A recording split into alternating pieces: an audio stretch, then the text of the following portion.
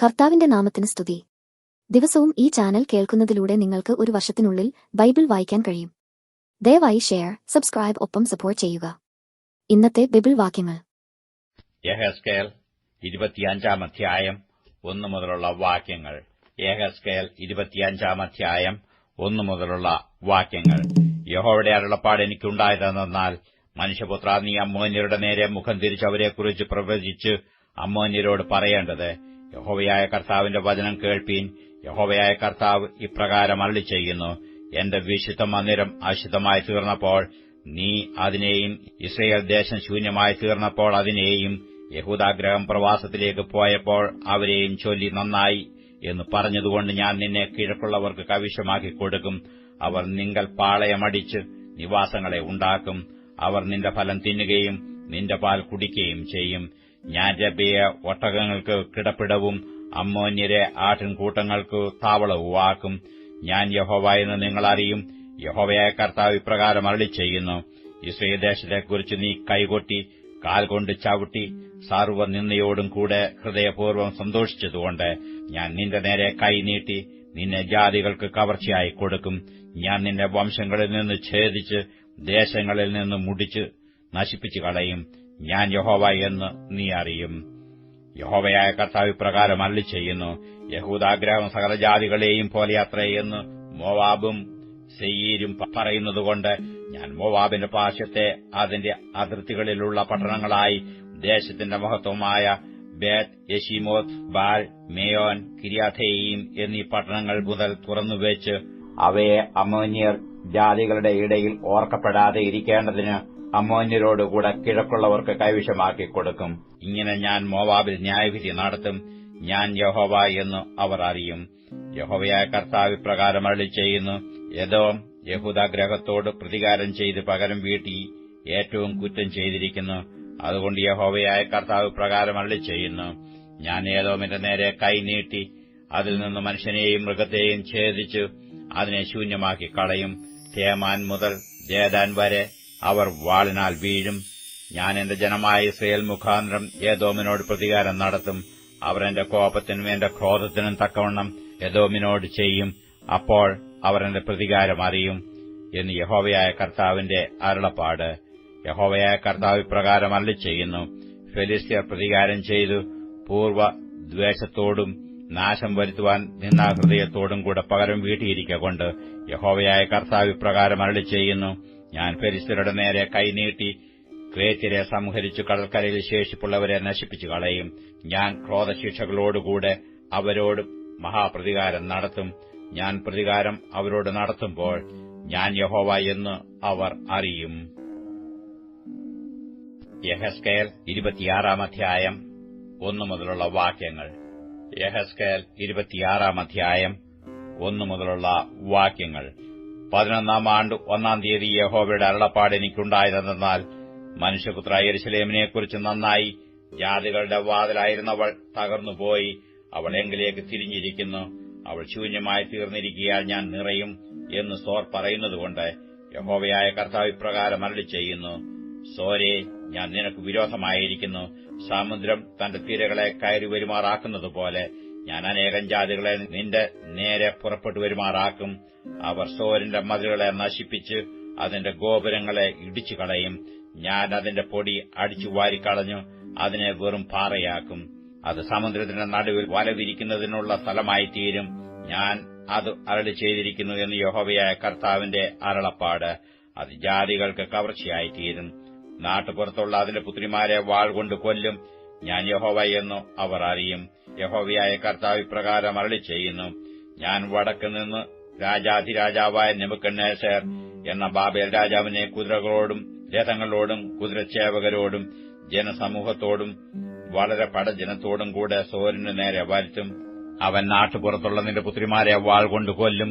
അവൻ നിന്റെ നേരെ കൊത്തളം പണിതു വാടകോരി നിന്റെ നേരെ ഒരു മറ നിർത്തും. അവൻ നിന്റെ മതിലുകളുടെ നേരെ യന്ത്രമുട്ടികളെ വെച്ച് കോടാലി കൊണ്ട് നിന്റെ ഗോപുരങ്ങളെ തകർത്ത് കളയും. അവന്റെ കുതിരകളുടെ പെരുപ്പം കൊണ്ട് കിളരുന്ന പൊടി നിന്നെ മൂടും.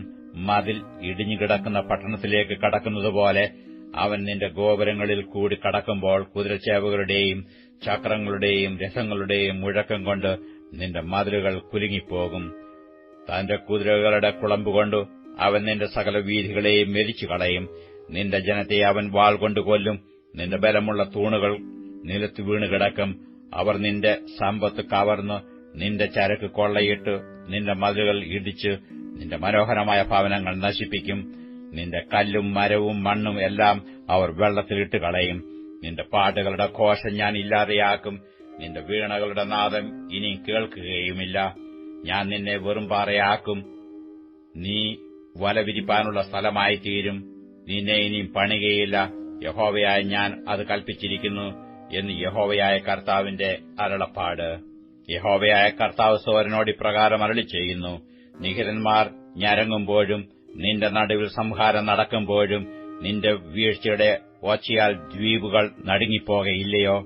അപ്പോൾ സമുദ്രത്തിലെ സകല പ്രഭുക്കന്മാരും സിംഹാസനം വിട്ടിറങ്ങി അങ്കികളെ നീക്കി വിചിത്ര വസ്ത്രങ്ങളെ അഴിച്ചുവെക്കും. അവർ വിറയിൽ പൂണ്ട് നിലത്തിരുന്നു മാത്രതോറും വിറച്ചുകൊണ്ട് നിന്നെക്കുറിച്ച് സ്തംഭിച്ചുപോകും. അവർ നിന്നെ ചൊല്ലി ഒരു വിലാപം തുടങ്ങി നിന്നെക്കുറിച്ച് പറയും: സമുദ്രസഞ്ചാരികൾ പാർത്തതും കീർത്തിപ്പെട്ടതുമായ പട്ടണമേ, നീ എങ്ങനെ നശിച്ചിരിക്കുന്നു! നീയും നിന്റെ നിവാസികളും സമുദ്രത്തിൽ പ്രാബല്യം പ്രാപിച്ചിരുന്നു. അതിലെ സകല നിവാസികൾക്കും നിങ്ങളെ പേടിയായിരുന്നുവല്ലോ. ഇപ്പോൾ നിന്റെ വീഴ്ചയുടെ നാളിൽ ദ്വീപുകൾ വിറയ്ക്കും. അതെ, സമുദ്രത്തിലെ ദ്വീപുകൾ നിന്റെ നിര്യാണത്തിങ്കൽ ഭ്രമിച്ചുപോകും. യഹോവയായ കർത്താവ് പ്രകാരം അരുളിച്ചെയ്യുന്നു: ഞാൻ നിന്നെ നിവാസികൾ ഇല്ലാത്ത പട്ടണങ്ങളെപ്പോലെ ശൂന്യപട്ടണമാക്കുമ്പോഴും, ഞാൻ നിന്റെ മേൽ ആഴിയെ വരുത്തി പെരുവെള്ളം നിന്നെ മൂടുമ്പോഴും, ഞാൻ നിന്നെ കുഴിയിൽ ഇറങ്ങുന്നവരോടുകൂടെ പുരാതന ജനത്തിന്റെ അടുക്കൽ ഇറക്കുകയും നിനക്ക് നിവാസികൾ ഇല്ലാതെ ഇരിക്കേണ്ടതിനും നീ ജീവനുള്ളവരുടെ ദേശത്ത് നിലനിൽക്കാതെ ഇരിക്കേണ്ടതിനും ഞാൻ നിന്നെ ഭൂമിയുടെ അധോഭാഗങ്ങളിൽ പുരാതന ശൂന്യങ്ങളിൽ തന്നെ കുഴിയിൽ ഇറങ്ങുന്നവരോടുകൂടെ പാർപ്പിക്കുകയും ചെയ്യും. ഞാൻ നിന്നെ ശീഘ്രനാശത്തിന് ഏൽപ്പിക്കും. നീ ഇല്ലാതെയായി പോകും. നിന്നെ അന്വേഷിച്ചാലും ഇനി ഒരിക്കലും നിന്നെ കണ്ടെത്തുകയില്ല എന്ന് യഹോവയായ കർത്താവിന്റെ അരുളപ്പാട്. എബ്രായർക്കെഴുതിയ ലേഖനം 11 അധ്യായം 1 മുതലുള്ള വാക്യങ്ങൾ. എബ്രായർ 11 അധ്യായം 1 മുതലുള്ള വാക്യങ്ങൾ. വിശ്വാസമെന്നതോ ആശിക്കുന്നതിന്റെ ഉറപ്പും കാണാത്ത കാര്യങ്ങളുടെ നിശ്ചയവും ആകുന്നു. അതിനാലല്ലോ പൂർവ്വന്മാർക്ക് സാക്ഷ്യം ലഭിച്ചത്. ഈ കാണുന്ന ലോകത്തിന് ദൃശ്യമായതല്ല കാരണമെന്നു വരുമാറ് ലോകം ദൈവത്തിന്റെ വചനത്താൽ നിർമ്മിക്കപ്പെട്ടു എന്ന് നാം വിശ്വാസത്താൽ അറിയുന്നു. വിശ്വാസത്താൽ ഹാബേൽ ദൈവത്തിന് കയീന്റേതിലും ഉത്തമമായ യാഗം കഴിച്ചു. അതിനാൽ അവന് നീതിമാൻ എന്ന് സാക്ഷ്യം ലഭിച്ചു. ദൈവം അവന്റെ വഴിപാടിന് സാക്ഷ്യം കൽപ്പിച്ചു. മരിച്ച ശേഷവും അവൻ വിശ്വാസത്താൽ സംസാരിച്ചുകൊണ്ടിരിക്കുന്നു. വിശ്വാസത്താൽ ഹാനോക്ക് മരണം കാണാതെ എടുക്കപ്പെട്ടു. ദൈവം അവനെ എടുത്തുകൊണ്ടതിനാൽ കാണാതെയായി. അവൻ ദൈവത്തെ പ്രസാദിപ്പിച്ചു എന്നു അവൻ എടുക്കപ്പെട്ടതിനു മുമ്പ് സാക്ഷ്യം പ്രാപിച്ചു. എന്നാൽ വിശ്വാസം കൂടാതെ ദൈവത്തെ പ്രസാദിപ്പിക്കാൻ കഴിയുന്നതല്ല. ദൈവത്തിന്റെ അടുക്കൽ വരുന്നവൻ ദൈവമുണ്ട് എന്നും തന്നെ അന്വേഷിക്കുന്നവർക്ക് പ്രതിഫലം കൊടുക്കുന്നുവെന്നും വിശ്വസിക്കേണ്ടതല്ലോ. വിശ്വാസത്താൽ നോഹ അതുവരെ കാണാത്തവയെക്കുറിച്ച് അരുളപ്പാടുണ്ടായിട്ട് ഭയഭക്തി പൂണ്ട് തന്റെ കുടുംബത്തിന്റെ രക്ഷയ്ക്കായിട്ട് ഒരു പെട്ടകം തീർത്തു. അതിനാൽ അവൻ ലോകത്തെ കുറ്റം വിധിച്ചു വിശ്വാസത്താലുള്ള നീതിക്കു അവകാശിയായി തീർന്നു. വിശ്വാസത്താൽ അബ്രഹാം തനിക്കു അവകാശമായി കിട്ടുവാനിരുന്ന ദേശത്തേക്ക് യാത്രയാവാൻ വിളിക്കപ്പെട്ടാറെ അനുസരിച്ച് എവിടേക്ക് പോകുന്നുവെന്നറിയാതെ പുറപ്പെട്ടു. വിശ്വാസത്താൽ അവൻ വാഗ്ദത്ത ദേശത്ത് ഒരു അന്യദേശത്തു എന്ന പോലെ ചെന്നു വാഗ്ദത്തത്തിനു കൂട്ടവകാശികളായ ഇസാക്കിനോടും യാക്കോബിനോടും കൂടെ കൂടാരങ്ങളിൽ പാർത്തുകൊണ്ട് ദൈവം ശില്പിയായി നിർമ്മിച്ചതും അടിസ്ഥാനങ്ങളുള്ളതുമായ നഗരത്തിനായി കാത്തിരുന്നു. വിശ്വാസത്താൽ സാറയും വാഗ്ദത്തം ചെയ്തവനെ വിശ്വസ്തനെന്ന് എണ്ണുകയാൽ പ്രായം കഴിഞ്ഞിട്ടും പുത്രോത്പാദനത്തിനു ശക്തി പ്രാപിച്ചു. അതുകൊണ്ട് ഒരുവനു മൃതപ്രായനായവനു തന്നെ പെരുപ്പത്തിൽ ആകാശത്തിലെ നക്ഷത്രങ്ങൾ പോലെയും കടൽപ്പുറത്തെ എണ്ണിക്കൂടാത്ത മണൽ പോലെയും സന്തതി ജനിച്ചു. ഇവരെല്ലാവരും വാഗ്ദത്ത നിവൃത്തി പ്രാപിക്കാതെ ദൂരത്തുനിന്ന് അത് കണ്ടു അഭിവന്ദിച്ചും ഭൂമിയിൽ തങ്ങൾക്ക് അന്യരും പരദേശികളുമെന്ന് ഏറ്റുപറഞ്ഞുകൊണ്ട് വിശ്വാസത്തിൽ മരിച്ചു. ഇങ്ങനെ പറയുന്നവർ ഒരു പിതൃദേശം അന്വേഷിക്കുന്നുവെന്ന് കാണിക്കുന്നു. അവർ വിട്ടുപോകുന്നതിനെ ഓർത്തു എങ്കിൽ മടങ്ങിപ്പോകുവാൻ ഇട ഉണ്ടായിരുന്നുവല്ലോ. അവരോ അധികം നല്ലതിനെ, സ്വർഗീയമായതിനെ തന്നെ കാംക്ഷിച്ചിരുന്നു. ആകയാൽ ദൈവം അവരുടെ ദൈവമെന്ന് വിളിക്കപ്പെടുവാൻ ലജ്ജിക്കുന്നില്ല. അവൻ അവർക്കായി ഒരു നഗരം ഒരുക്കിയിരിക്കുന്നുവല്ലോ. വിശ്വാസത്താൽ അബ്രഹാം താൻ പരീക്ഷിക്കപ്പെട്ടപ്പോൾ ഇസ്ഹാക്കിനെ യാഗമർപ്പിച്ചു. ഇസ്ഹാക്കിൽ നിന്ന് ജനിക്കുന്നവർ നിന്റെ സന്തതിയെന്ന് വിളിക്കപ്പെടുമെന്ന് അരുളപ്പാട് ലഭിച്ചു. വാഗ്ദത്തങ്ങളെ കൈക്കൊണ്ടവൻ തന്റെ ഏകജാതനെ അർപ്പിച്ചു. മരിച്ചവരുടെ ഇടയിൽ നിന്ന് ഉയർപ്പിപ്പാൻ ദൈവം ശക്തിന് നീണ്ടുകയും അവരുടെ ഇടയിൽ നിന്ന് എഴുന്നേറ്റവനെപ്പോലെ അവനെ തിരികെ പ്രാപിക്കുകയും ചെയ്തു. വിശ്വാസത്താൽ ഇസ്ഹാക്ക് യാക്കോബിനെയും യേശാവിനെയും ഭാവികാലം സംബന്ധിച്ചു അനുഗ്രഹിച്ചു. വിശ്വാസത്താൽ യാക്കോബ് മരണകാലത്തിങ്കൽ യോസഫിന്റെ മക്കളെ ഇരുവരെയും അനുഗ്രഹിക്കുകയും തന്റെ വടിയുടെ അറ്റത്ത് ചാരിക്കൊണ്ട് നമസ്കരിക്കുകയും ചെയ്തു. വിശ്വാസത്താൽ യോസഫ് താൻ മരിപ്പാറായപ്പോൾ ഇസ്രയേൽ മക്കളുടെ പുറപ്പാടിന്റെ കാര്യം ഓർപ്പിച്ചു തന്റെ ആസ്തികളെക്കുറിച്ചുള്ള കൽപ്പന കൊടുത്തു. വിശ്വാസത്താൽ മോശെയുടെ ജനനത്തിങ്കൽ ശിശു സുന്ദരൻ എന്ന് അമ്മയപ്പന്മാർ കണ്ടു. രാജാവിന്റെ കൽപ്പന ഭയപ്പെടാതെ അവനെ 3 മാസം ഒളിപ്പിച്ചു വെച്ചു. വിശ്വാസത്താൽ മോശെ താൻ വളർന്നപ്പോൾ പാപത്തിന്റെ താൽക്കാലിക ഭോഗത്തെക്കാളും ദൈവജനത്തോടുകൂടെ കഷ്ടമനുഭവിക്കുന്നത് തിരഞ്ഞെടുത്തു പ്രതിഫലം നോക്കിയതുകൊണ്ട് ഫറവോന്റെ പുത്രിയുടെ മകനെന്ന് വിളിക്കപ്പെടുന്നത് നിരസിക്കുകയും മിസ്രയീമിലെ നിക്ഷേപങ്ങളെക്കാൾ ക്രിസ്തുവിന്റെ നിന്ന വലിയ ധനം എന്ന് എണ്ണുകയും ചെയ്തു. വിശ്വാസത്താൽ അവൻ അദൃശ്യ ദൈവത്തെ കണ്ടതുപോലെ ഉറച്ചു നിൽക്കയാൽ രാജാവിന്റെ കോപം ഭയപ്പെടാതെ മിസ്രയീം വിട്ടുപോന്നു. വിശ്വാസത്താൽ അവൻ കടിഞ്ഞൂലുകളുടെ സംഹാരകൻ അവരെ തൊടാതിരിപ്പാൻ പെസഹയും ചോരത്തളിയും ആചരിച്ചു. വിശ്വാസത്താൽ അവർ കരയിൽ എന്ന പോലെ ചെങ്കടലിൽ കൂടി കടന്നു. അത് മിസ്രയീമ്യർ ചെയ്യുവാൻ നോക്കിയിട്ട് മുങ്ങിപ്പോയി. വിശ്വാസത്താൽ അവർ 7 ദിവസം ചുറ്റി നടന്നപ്പോൾ യെരിഹോ മതിൽ ഇടിഞ്ഞു വീണു. വിശ്വാസത്താൽ റാഹാബ് എന്ന വേശ്യ ഒറ്റുകാരെ സമാധാനത്തോടെ കൈക്കൊണ്ടു അവിശ്വാസികളോടുകൂടെ നശിക്കാതിരുന്നു. ഇനി എന്തു പറയേണ്ടു? ഗിദ്യോൻ, ബാരാക്ക്, ശിംശോൻ, യിഫ്താഹ്, ദാവീദ് എന്നിവരെയും ശമൂവേൽ മുതലായ പ്രവാചകന്മാരെയും കുറിച്ച് വിവരിപ്പാൻ സമയം പോരാ. വിശ്വാസത്താൽ അവർ രാജ്യങ്ങളെ അടക്കി, നീതി നടത്തി, വാഗ്ദത്തം പ്രാപിച്ചു, സിംഹങ്ങളുടെ വായ് അടച്ചു, തീയുടെ ബലം കെടുത്തു, വാളിന്റെ വായ്ക്ക് തെറ്റി, ബലഹീനതയിൽ ശക്തി പ്രാപിച്ചു, യുദ്ധത്തിൽ വീരന്മാരായി തീർന്നു, അന്യന്മാരുടെ സൈന്യങ്ങളെ ഓടിച്ചു. സ്ത്രീകൾക്ക് തങ്ങളുടെ മരിച്ചവരെ ഉയർത്തെഴുന്നേൽപ്പിനാൽ തിരികെ കിട്ടി. മറ്റു ചിലർ ഏറ്റവും നല്ലൊരു ഉയർത്തെഴുന്നേൽപ്പ് ലഭിക്കേണ്ടതിന് ഉദ്ധാരണം കൈക്കൊള്ളാതെ ഭേദ്യമേറ്റു.